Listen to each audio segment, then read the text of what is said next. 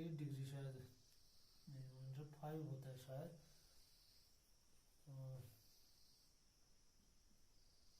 इनके दो lone pair होते हैं, 5 डिग्री का एंगल यहाँ पे हो जाता है। अब सवाल है यहाँ पे कि ये जो वाटर है ये भी पोलर नेचर का है, और जो वाटर है इसको यूनिवर्सल सॉल्वेंट माना जाता है। यूनिवर्सल सॉल्वेंट क्यों माना जाता है इसको? क्योंकि because most of the solutes get dissolve in it also, और एक रीजन है because it is having high dielectric constant।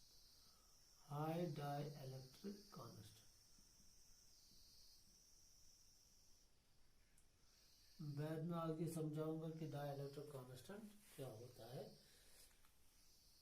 ये एक ऐसी प्रॉपर्टी होती है किसी चीज की जिससे वो क्या पैदा करता है, दो अपोजिट ले, या हम ये बोलेंगे जो क्या करता है, जो आयोनिक बॉन्ड को या किसी भी बॉन्ड को क्या शाबाश ब्रेक करने में इंपॉर्टेंट रोल प्ले करता है। जो अट्रैक्टिव फोर्स होता है, सपोज Na पॉजिटिव सेल के बीच में क्या है, फोर्स ऑफ अट्रैक्शन। और वाटर का डाइलेक्ट्रिक कांस्टेंट बहुत ज्यादा है, ये क्या करता है, ये इन दोनों के बीच में रिपल्शन क्रिएट करता है, यानी ये इन दोनों को क्या सेपरेट करता है। अभी तक इनके बीच में क्या था, अट्रैक्शन।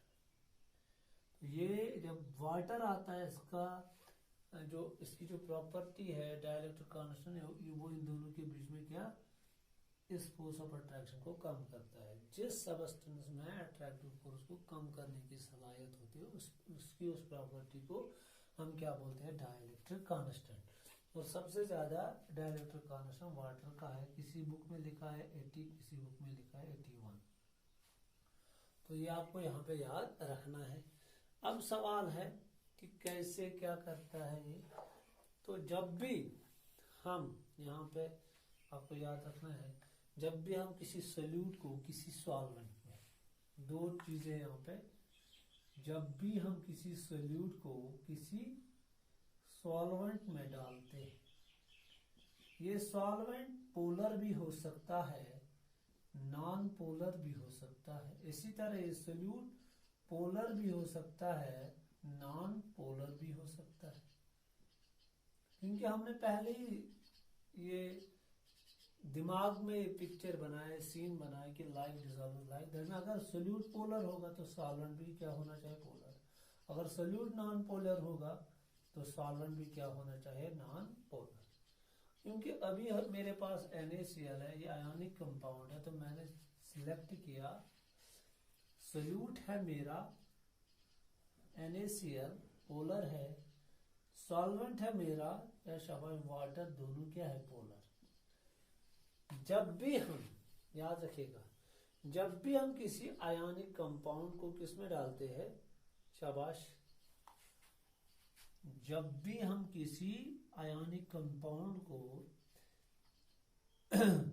उसके सॉल्वेंट में डालते हैं, उसके मतलब कि उसी के जैसे सॉल्वेंट में डालते हैं, तभी वो भी पोलर होना चाहिए।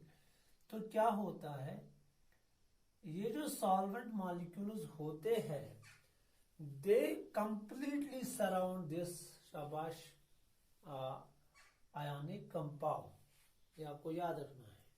जब भी हम किसी आयोनिक कंपाउंड को डिसॉल्व करते हैं किसमें, शाबाश, किसी इसके सॉल्वेंट में, तो क्या होता है, ये आयोनिक कंपाउंड जो होता है, it is completely surrounded by, इसको इर्द गिर्द कौन आते हैं, शाबाश, सॉल्वेंट मॉलिक्यूल्स। तो उसके बाद क्या होता है, यहाँ पे मैं समझाऊंगा आपको। यहाँ पे मैं ये पॉइंट लिखूंगा, ये आपको याद रखना है, प्लीज आपको ये याद रखना है।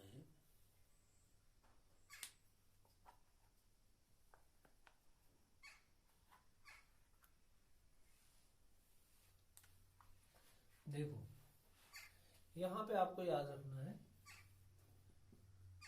पॉइंट समझना है आपको। When any ionic compound is dissolved in its solvent, जब भी किसी आयनिक कंपाउंड को इसके सॉल्वेंट में क्या डिसॉल्व किया जाता है, इट मतलब क्या हो गया, आयनिक कंपाउंड। इट का मतलब है यहां पे ionic compound. It is completely surrounded by solvent molecules. Surrounded का मतलब क्या है कि ये जो सॉल्वेंट मॉलिक्यूल्स है ये इस आयनिक कंपाउंड को घेर लेते हैं। दूसरे लफ्जों में बताऊंगा मैं कि इंटरैक्शन दो किस्म की होती है, या तो अट्रैक्शन या तो रिपल्शन, या तो अट्रैक्शन या तो repulsion. Interaction between ionic compound and solvent takes place. ये आपको यहां पे याद रखना है। क्या? Interaction between ionic compound and solvent takes place. इसका मतलब यही है, when any ionic compound is dissolved in its solvent, जब उसको इसके सॉल्वेंट में डिसॉल्व किया जाता है, it is completely surrounded by solvent molecules। तो वो आयनिक कंपाउंड को ये सॉल्वेंट मॉलिक्यूल्स घेर लेते हैं। तो वहां वो घेरने का मतलब क्या है कि इंटरैक्शन स्टार्ट होती है आयनिक कंपाउंड और सॉल्वेंट मॉलिक्यूल के बीच में। ये इंटरैक्शन कौन होती है? यहाँ पे attractive interaction starts. That means इस आयनिक कंपाउंड के इर्द गिर्द ये सॉल्वेंट मॉलिक्यूल चिपकना स्टार्ट हो जाते हैं। कौशल पॉइंट लड़ित गस। That means attraction gets formed, attractive force gets formed। that means a sort of bond formation takes place। जब भी attraction होगी that means bond formation takes place। तो वो इंटरैक्शन किस किस्म की होती है, वो बॉन्ड फॉर्मेशन किस किस्म की होती है, वो दूसरी बात है। मगर मसला यहाँ पे है, अब जब अट्रैक्शन हुई सॉल्वेंट और सोल्यूट मॉलिक्यूल्स के बीच में, तो उस समय क्या होती है, एनर्जी बाहर निकलती है। जब भी कहीं पे बॉन्ड फॉर्मेशन स्टार्ट हो जाती है तो वहां से क्या निकलती है, एनर्जी। तो सॉल्वेंट जब चिपक जाता है किसी सोल्यूट की सरफेस पे, तो उस दौरान क्या निकलती है, शाबाश। तो इसका मतलब क्या हो गया, इस इंटरैक्शन, इस अट्रैक्टिव फोर्स को क्या कहा जाता है? जब सॉल्वेंट सोल्यूट के इर्द गिर्द सराउंड करता है और फिर उसके साथ चिपक जाता है, उसके साथ बॉन्ड बनाता है, तो वहां से जब एनर्जी निकलती है उसको क्या कहते हैं? मैं पहले मैं बताऊंगा इस चिपकने को क्या कहा गया है, इस इंटरैक्शन को क्या कहा गया है, जो डेवलप होती है, जो अट्रैक्टिव इंटरैक्शन सोल्यूट और सॉल्वेंट के बीच में डेवलप होती है। जब भी हम किसी सोल्यूट को इसके सॉल्वेंट में डालते हैं तो उनके बीच में जो अट्रैक्शन डेवलप होती है उसको हम बोलते हैं सॉल्वेशन। अगर हम सॉल्वेंट कहेंगे, अगर आपने सॉल्वेंट के बदले वाटर डायरेक्टली लिया, सॉल्वेंट वाटर इस्तेमाल किया, तो उस टाइम हम उसको बोलते हैं हाइड्रेशन।